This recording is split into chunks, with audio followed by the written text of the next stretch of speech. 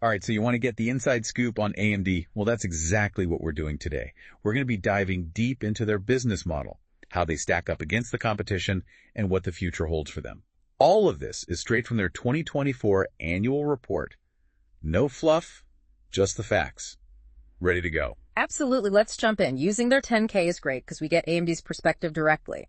This is a company with a market cap of, get this, $261.4 billion as of June 28, 2024. Not bad. Not bad at all for a company that started as a little Silicon Valley underdog back in '69. Oh, yeah. Definitely come a long way. Yeah. So let's break it down. What exactly are they selling these days? What's in this portfolio? It's pretty diverse, actually, way more than you might think. We're talking server CPUs, GPUs, the brains and the brawn behind data centers. Okay, so the heavy hitters. Exactly. But they're also big into AI accelerators. Yeah. Those specialized chips that are kind of pushing the boundaries of artificial intelligence. Right, AI, everyone's talking about it. And then you've got their embedded products. And don't forget the custom chips powering all those gaming consoles. Oh, wow. So they're not just your run-of-the-mill chip company. Nope, they've got their fingers in a lot of pies. So who are they targeting with all this tech?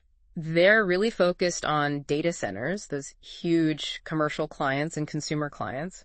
Big market, big potential. Makes sense. But they're also a major player in, you guessed it, the gaming market, providing those high-performance components that, gamers need.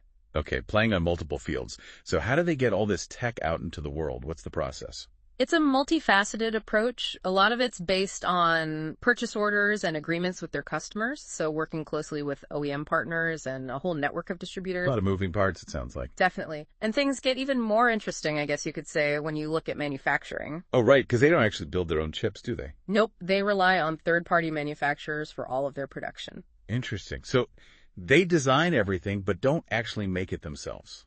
Why is that? It's actually super common in the semiconductor industry. It lets companies like AMD focus on, their strengths, the innovation and design, and leave the more complex and, frankly, expensive manufacturing to these specialized partners.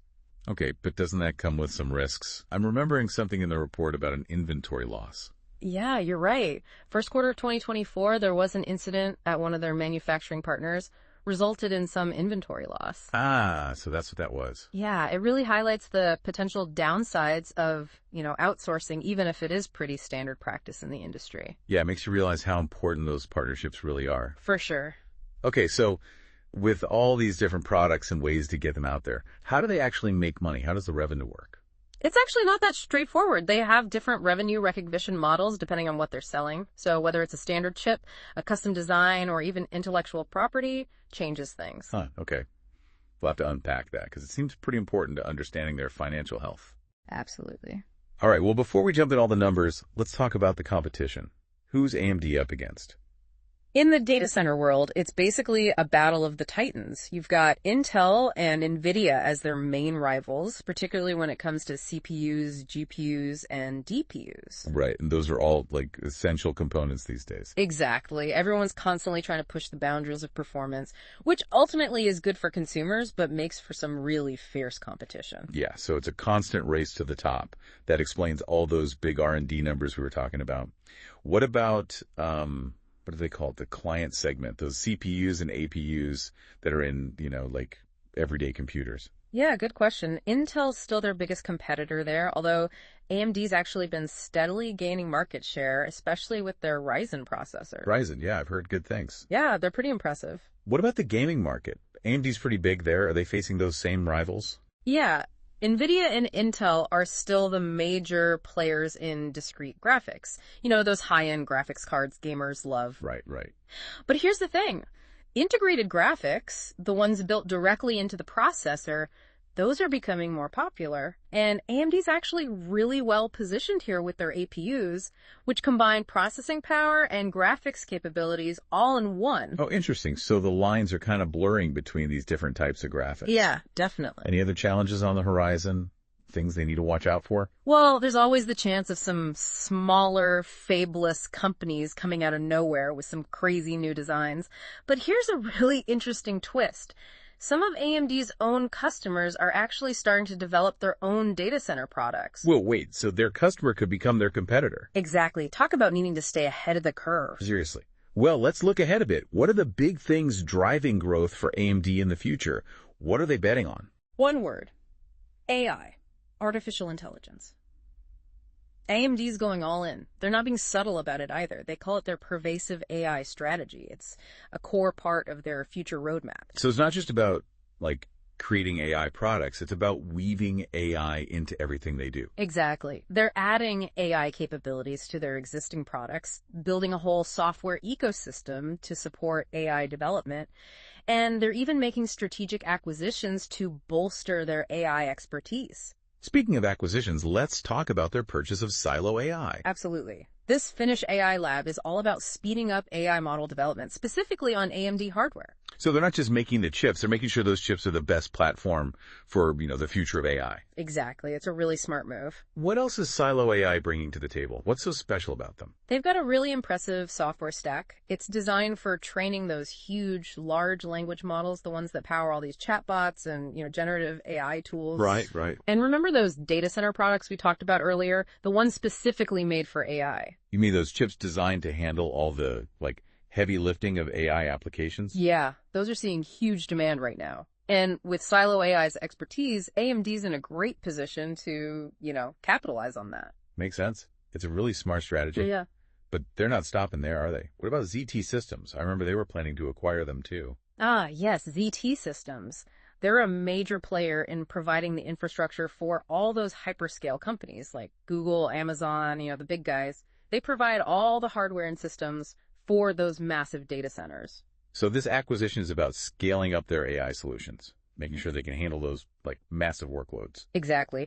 AMD wants to shorten the time it takes to get their AI solutions into those hyperscale environments. That's where the real AI magic happens, at scale. But here's where it gets interesting. They're actually planning to find a strategic partner for ZT Systems' manufacturing business. Hold on, so they're buying a company known for its hardware, but then they might offload the manufacturing part. What's going on there? It's a sign that they're laser-focused on the AI-specific parts of ZT Systems. They want the expertise, the relationships, all of that, but they're not necessarily interested in becoming a full-blown hardware manufacturer themselves. It reinforces that whole model of focusing on design and innovation and partnering for the more complex stuff. It's a bold move. It shows they're really thinking long-term about AI. This pervasive AI strategy is starting to become really clear. But before we get too carried away with all the excitement, we need to talk about the challenges. The risks they face. No investments without risk. Absolutely. There's always uncertainty around how quickly people will adopt these new technologies. What if AI doesn't live up to the hype?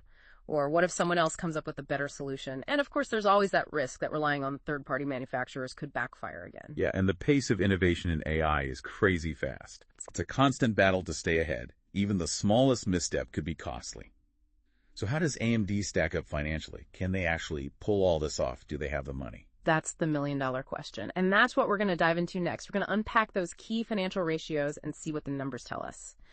All right, so let's crunch some numbers and see if AMD can really back up those big goals. Yeah, we've talked a lot about their products and that big push into AI. Now it's time for the financials. Mm-hmm. Let's see if the performance matches the ambition. Okay, so first things first, revenue.